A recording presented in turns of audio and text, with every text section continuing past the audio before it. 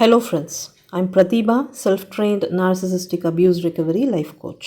Narcissistic abuse பற்றின கன்ஃபியூஷன்ஸையும் டவுட்ஸையும் clarify பண்ணிக்கிறதுக்காகவும் ஹீலிங்காகவும் என்கிட்ட paid session attend பண்ணணும்னு நினைக்கிறவங்க ஸ்க்ரீனில் தெரிகிற இந்த வாட்ஸ்அப் நம்பருக்கு மெசேஜ் பண்ணுங்கள். உங்கள் வாழ்க்கையை மாற்ற போகிற 30 நாள் சேலஞ்சோட 20வது நாள். இவ்வளோ காலமாக நீங்கள் மற்றவங்களோட எமோஷன்ஸ்க்கு ஏற்றபடி ஃபங்க்ஷன் ஆகிட்டு இருக்கீங்க.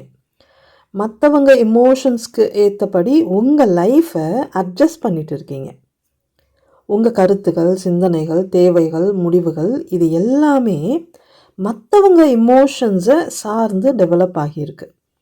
உங்கள் எமோஷன்ஸை பற்றி கன்சிடர் பண்ணாமல் மற்றவங்க எமோஷன்ஸை மேனேஜ் பண்ணுறதுல தான் நீங்கள் மொத்தமாக ஃபோக்கஸ் பண்ணிகிட்ருக்கீங்க. நார்சிசிஸ்டோட எமோஷன்ஸை உறிஞ்சிக்கிற ஒரு ஸ்பாஞ்சாக நீங்கள் ஃபங்க்ஷன் ஆகிட்டு இருக்கீங்க. அவங்களோட எமோஷன்ஸ்க்கு நீங்கள் விளக்கம் தேடிட்டு இருக்கீங்க, ஃபிக்ஸ் பண்ணுறதுக்கு ட்ரை பண்ணிட்டு இருக்கீங்க. இது எதுவுமே எம்பத்தி கிடையாது. இது எல்லாமே just emotional slavery, emotional labour. இன்னையிலேருந்து இந்த அன்ஹெல்தி பேட்டர்னை பிரேக் பண்ண போகிறீங்க. மற்றவங்களோட எமோஷன்ஸை தூக்கி சுமக்கிறத நிறுத்த போகிறீங்க. மற்றவங்க எமோஷன்ஸ்க்கு ஏற்றபடி உங்கள் லைஃப்பை டிசைன் பண்ணுறத நிறுத்த போகிறீங்க. அதுக்கு நீங்கள் என்ன பண்ணணும்னா, மற்றவங்க எமோஷன்ஸை பிரித்து பார்க்க கற்றுக்கணும். இது அவங்களோட எமோஷன், இதுக்கும் எனக்கும் எந்த சம்மந்தமும் இல்லை. அவங்க எமோஷன்ஸ்க்கு எக்ஸ்ப்ளனேஷன் தேடுறது என்னோட வேலை கிடையாது. அதை ஃபிக்ஸ் பண்ணுறது என்னோட கமிட்மெண்ட் கிடையாது. அவங்களோட எமோஷ்னல் டிஸ்ரெகுலேஷன்ஸை அவங்க தான் டீல் பண்ணிக்கணும் அப்படிங்கிற ஒரு தெளிவுக்கு நீங்கள் உங்களை ட்ரெயின் பண்ணணும். மற்றவங்க எமோஷன்ஸ் உங்களை ட்ரிகர் பண்ணாமல் உங்களை நீங்கள் சேஃப்டி பண்ணணும். உங்கள் ஓன் எமோஷன்ஸை ஐடென்டிஃபை பண்ணணும், அதை நீங்கள் ஒழுங்குபடுத்தணும்.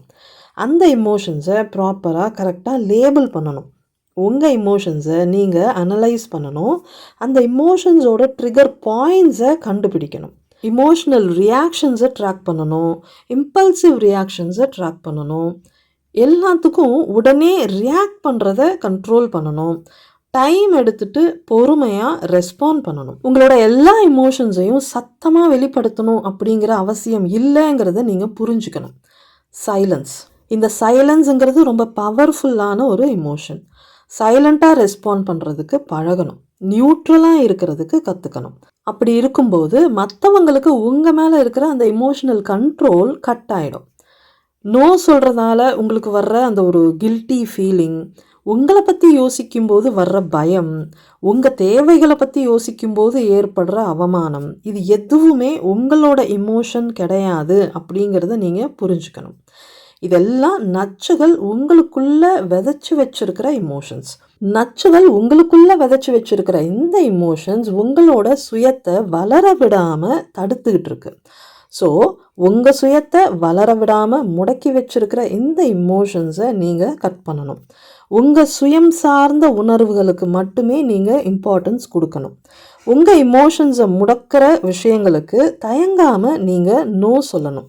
உங்கள் கருத்துக்களை பயப்படாமல் வெளிப்படுத்தணும். உங்கள் தேவைகளை அசிங்கப்படாமல் தைரியமாக முன்னிலைப்படுத்தணும். உங்கள் வாழ்க்கையை நீங்கள் வாழறதுக்காக மற்றவங்க ரியாக்ட் பண்ணும்போது அந்த எமோஷன்ஸை நீங்கள் சுமக்கிறத இன்னையோடு நிறுத்தணும். ஏன்னா மற்றவங்களோட எமோஷன்ஸ்க்கு ஏற்றபடி உங்கள் வாழ்க்கையை சுருக்கிக்கிறது சுய துரோகம்.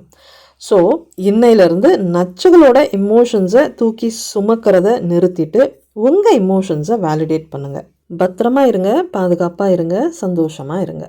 Bye friends.